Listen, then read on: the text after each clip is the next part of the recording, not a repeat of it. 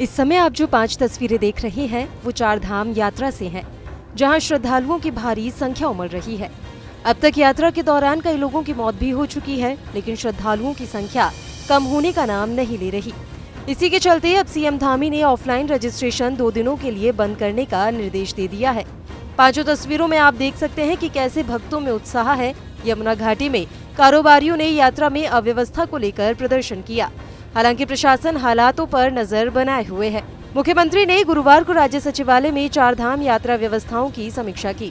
तीर्थयात्रियों की बढ़ती भीड़ को देखते हुए धामी ने 3 दिन तक के लिए ऑफलाइन पंजीकरण बंद करने के निर्देश दिए। यात्रा के लिए ऑफलाइन पंजीकरण हरिद्वार और ऋषिकेश स्थित केंद्रों पर किया जाता है। हालांकि 15 अप्रैल से शुरू हुआ ऑनलाइन रजिस्ट्रेशन जारी रहेगा। मुख्यमंत्री धामी ने अधिकारियों को निर्देश दिए कि सुरक्षित और सुचारू चार धाम यात्रा के लिए सरकार और पुलिस के वरिष्ठ अधिकारी ग्राउंड जीरो पर यात्रा व्यवस्थाओं की जांच और निगरानी करें। ये सुनिश्चित करें कि सभी भक्त पंजीकरण के अनुसार दी गई तिथि पर ही दर्शन के लिए आएं। साथ ही कहा कि तीर्थयात्रियों को स्वास्थ्य जांच और मौसम पूर्वानुमान का पता लगाने के बाद ही आना चाहिए। होने के कारण से पहुंचने में भी देर हो रही है, एक धाम से दूसरे धाम पहुंचने में देर हो रही है, तो सभी की सुविधा के लिए और अच्छे से अच्छा यात्रा में जो भी है उसको करना है। तो सारे लोगों को इसी में चर्चा आज हुई है और हमारा प्रयास है कि जल्दी से जल्दी ये यात्रा पूरी तरह से हमारी स्मूथ हो जाए और आने वाले लोगों को किसी कष्ट का सामना न करना पड़े। सर, यात्रा के दौरान कई श्रद्धालु ऐसे हैं जो रील बना रहे हैं यूट्यूब पर और गलत मैसेज कहीं ना कहीं पूरे देश में जा रहा है, उन पर किस तरीके से कार्रवाई हुई है?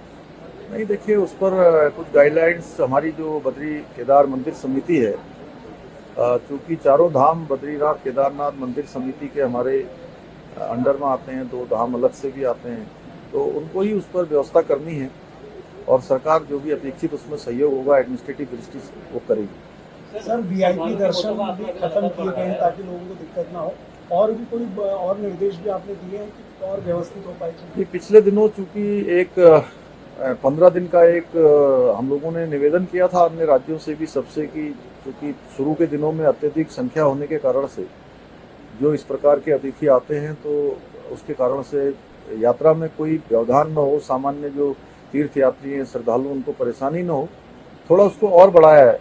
अभी उसको एक्सटेंड कर रहे हैं कि जब तक यात्रा पूरी तरह से सामान्य स्थिति में नहीं आ जाती है, यात्रा प्रॉपर चलने नहीं लगती है, तब तक चूंकि वो अपनी यात्रा को थोड़ा पोस्टपोन करेंगे तो अच्छा रहेगा। इसके अलावा सीएम धामी ने अधिकारियों को निर्देश दिया कि चार धाम यात्रा पर आने वाले श्रद्धालुओं को चारों धामों में निर्धारित दैनिक क्षमता के अनुसार ही दर्शन के लिए भेजा जाए।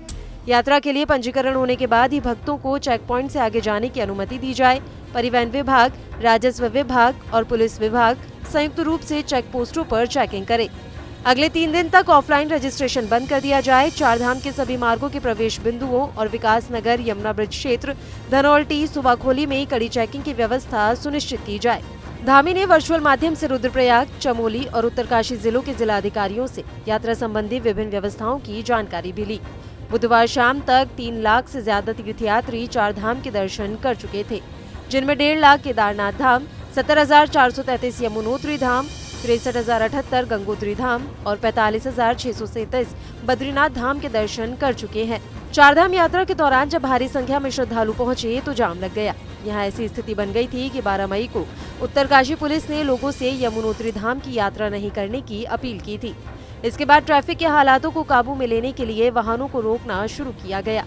इतनी भारी संख्या में श्रद्धालुओं के पहुंचने से पुलिस को उन्हें बीच रास्ते में रोकना पड़ रहा है और यही नहीं, अब तक कई श्रद्धालुओं की मौत भी हो चुकी है। इस क्रम में आज यमुनोत्री धाम में 2 श्रद्धालुओं की मौत हो गई। 5 दिन की कुल यात्रा में अब तक 6 यात्री दम तोड़ चुके हैं। यमुनोत्री में पुलिस ने कई जगह गेट सिस्टम भी लगा दिया है और गाड़ियों को वन वे करके भेजा जा रहा है। जिन जिन जगहों पर गेट लगाए गए हैं, वहां यात्रियों के लिए खाने पीने की प्रशासन ने निःशुल्क व्यवस्था भी कराई है।